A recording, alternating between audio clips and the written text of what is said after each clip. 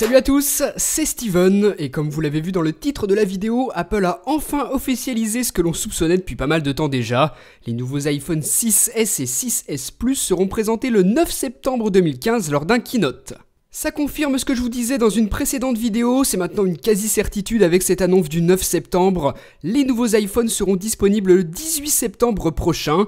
Et d'ailleurs, si vous voulez savoir en avance comment sera le nouvel iPhone 6S, allez jeter un œil sur ma vidéo en cliquant sur la vignette.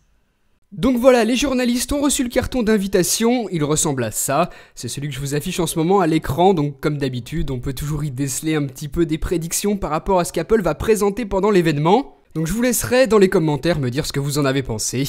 Et sinon pour le keynote, ce sera donc le 9 septembre à 19h heure française. Et comme à chaque fois, j'imagine qu'Apple proposera un streaming en direct. Si vous voulez regarder ça et réagir avec moi en direct, eh bien je vous donnerai le lien sur Twitter quelques instants avant que ça commence.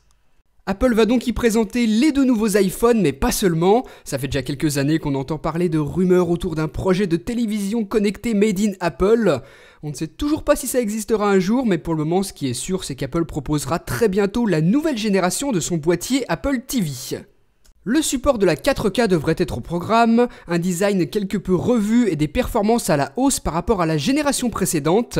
Avec ça, sans doute une nouvelle télécommande, l'intégration de Siri, l'assistant vocal d'Apple pour faciliter la recherche et la navigation. Et belle petite nouveauté, on pourrait avoir droit à une nouvelle interface dans le style d'iOS 9. Un App Store pourrait aussi être de la partie, ce qui signifie que l'on pourrait jouer sur son Apple TV, y installer des applications, et bien évidemment on devrait aussi retrouver Apple Music avec cette nouvelle Apple TV. On sait aussi que de nouveaux iPads sont en préparation, mais ils ne devraient pas être présentés ce jour-là. Il y a de plus en plus de rumeurs au sujet d'un iPad Pro avec un écran de 12 ou 13 pouces. C'est pas du tout impossible qu'Apple propose ce genre de produit pour rebooster les ventes d'iPad, mais encore une fois, ce n'est pas pour tout de suite. Apple a l'habitude d'annoncer les nouveaux iPads lors d'un keynote séparé de celui des iPhones en octobre, et ça devrait être la même chose cette année. À la fin du keynote, Apple proposera la version finale d'OS X El Capitan et même chose pour iOS 9. La version finale sera proposée aux développeurs pour une sortie publique quelques jours avant la sortie des nouveaux iPhones.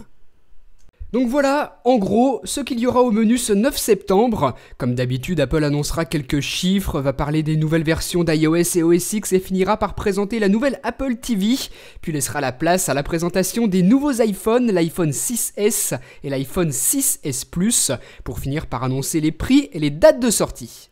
Voilà, donc d'ici là, eh bien dites-moi ce que vous en pensez dans les commentaires et on se retrouve le 9 septembre à 19h pétante pour le keynote. Allez, salut!